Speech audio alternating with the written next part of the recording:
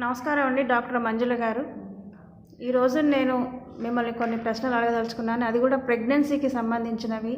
So వాటి గురించి కొంచెం మా ప్రేక్షకులకు మీరు వివరాలు తెలియజేయవలసిందిగా కోరుకుంటున్నాను. తప్పకుండా. థ్యాంక్ యూ మళ్ళీ సంధ్య గారు for inviting me to your channel. Thank you very much.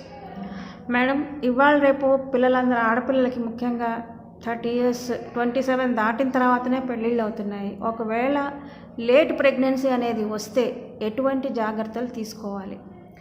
Okay, మీరు అడిగిన క్వశ్చన్ చాలా రెలవెంట్ అండి. ఎందుకంటే we're seeing lot of such women late marriages, late pregnancies.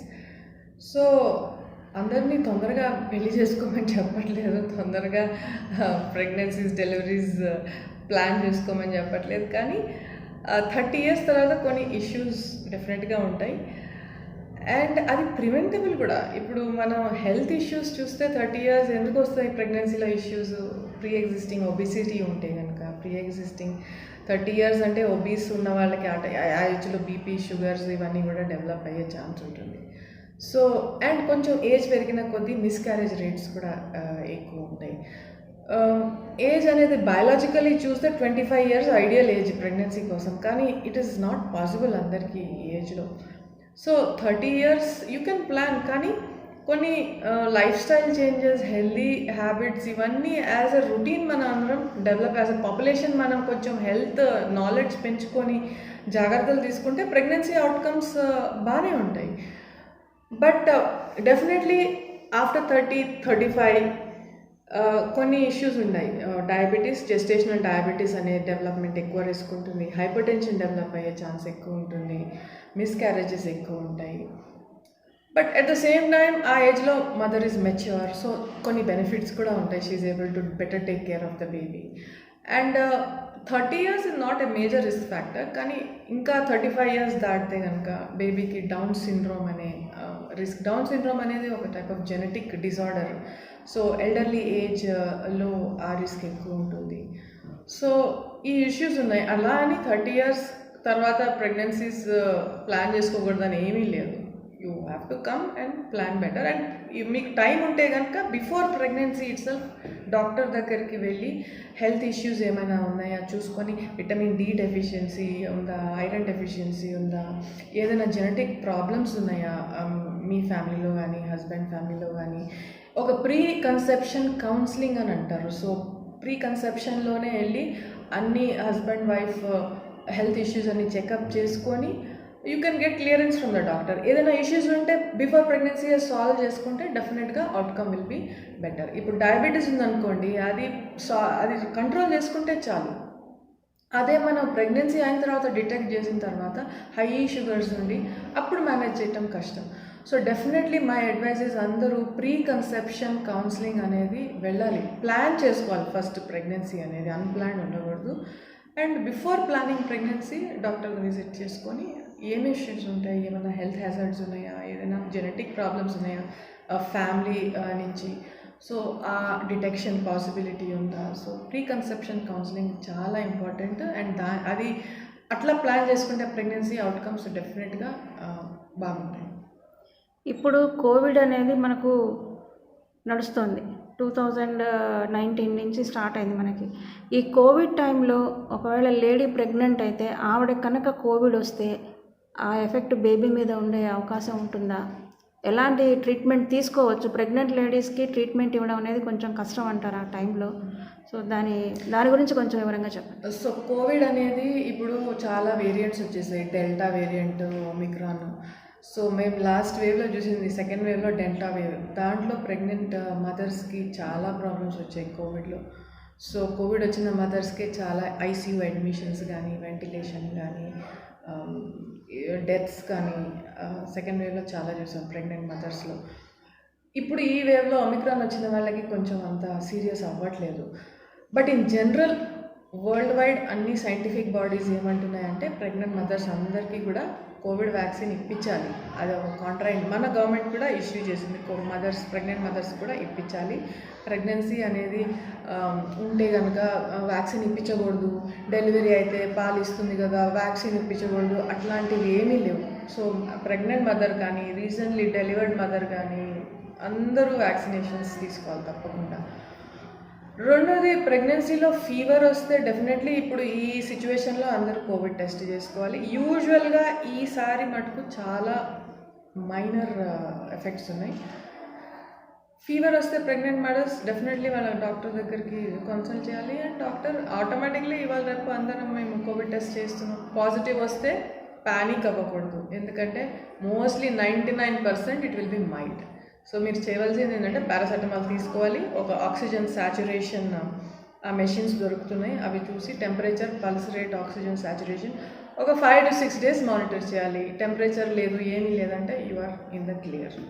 కానీ temperature definitely under the doctor supervision. ఒకవేళ temperature నుండి పర్సిస్ట్ అవుతుంది 4-5 days అంటే అప్పుడు, అండ్ డెల్టా వేరియంట్తో వచ్చింది కోవిడ్ అంటే కనుక doctor will advise to go to a COVID specialist and get the treatment accordingly.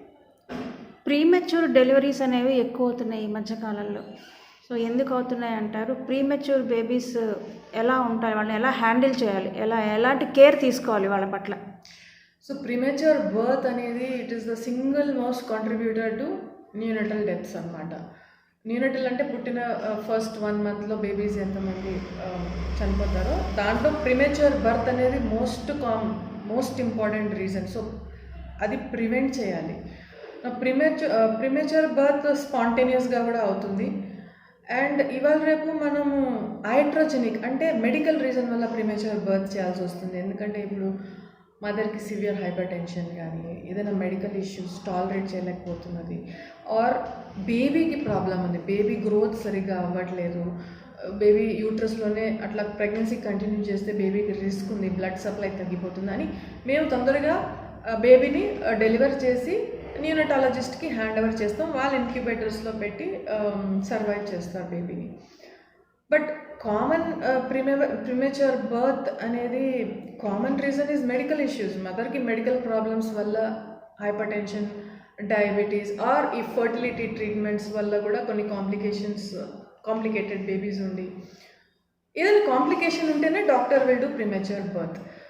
Natural premature birth అనేది అది ఇట్ కెన్ హ్యాపెన్ అండి. It is usually local infections కానీ లేదా ట్విన్స్లో కానీ ప్రీమెచ్యూర్ బర్త్స్ అనేది ఉంటుంది. అది మనం నేచర్లో అయ్యేది కొంత పర్సంటేజ్ మనం ఆపలేము.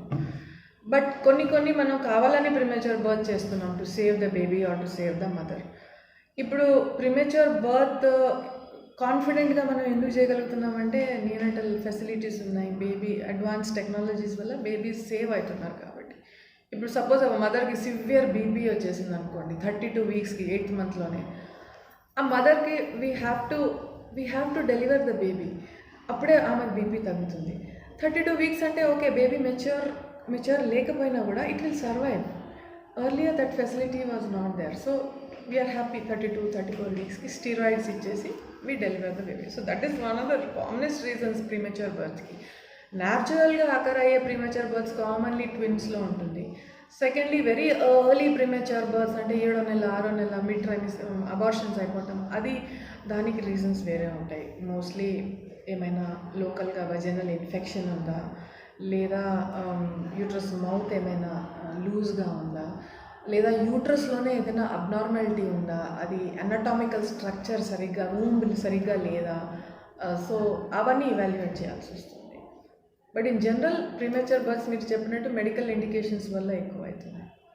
ఇంకొకటి, పూర్వకాలం మన ఇళ్లలో 7వ నెల పిల్లలు బతుకుతారు, 9వ నెల పిల్లలు బతుకుతారు, 8వ నెల పిల్లలు బతకరు అనేది ఒక గట్టి నమ్మకం అనేది మన దీనిలో దాన్ని పాతుకుపోయింది ప్రతి ఇంట్లో. కానీ 7వ నెలలో పిల్లలు బతికినప్పుడు 8వ నెల పిల్లలు ఇంకా గ్రోత్ ఎక్కువ ఉంటుంది కదా, ఎందుకు బతకరు వాళ్ళు? దీనికి ఏమైనా సైంటిఫిక్ రీజన్ ఉందా, లేకుంటే అదొక నమ్మకమేనా? So thank you very much ఈ క్వశ్చన్ మీరు అడిగినందుకు.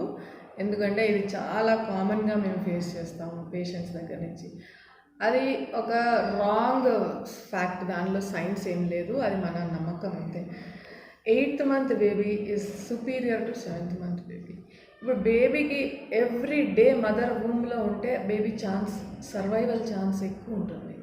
సో 28 weeks అంటే 7వ నెల, 32 weeks అంటే 8వ నెల. సో ఈ 32 weeker baby 100% will survive. 28th week baby survive అవుతుందా లేదా అది లక్. సో ఇది టోటలీ రాంగ్ అండి, that 8th month baby survive కారని compare to 7th month. 8th month is better than 7th. 100%. అంటే ఇది ఒక నమ్మకమే అంటారు. అంతే, ఒక సూపర్స్టిషన్. ఇది ఎందుకు నేను మీకు థ్యాంక్స్ చెప్పానంటే, మేము ఎప్పుడైనా పేషెంట్స్కి కౌన్సిల్ చేసినప్పుడు అమ్మ బేబీకి మదర్ సిక్గా ఉంది, బేబీని రిమూవ్ చేయాలంటే ఇది 8వ నెల కదా అంటారు. 1 day ఆగండి, 2 days ఆగండి, 9th month వస్తుంది అంటారు. అట్లా ఆగుతాం, వాళ్ళ సెంటిమెంట్ కోసం ఆగుతాం. బట్ సైంటిఫిక్ బేసిస్ ఏమీ లేదు.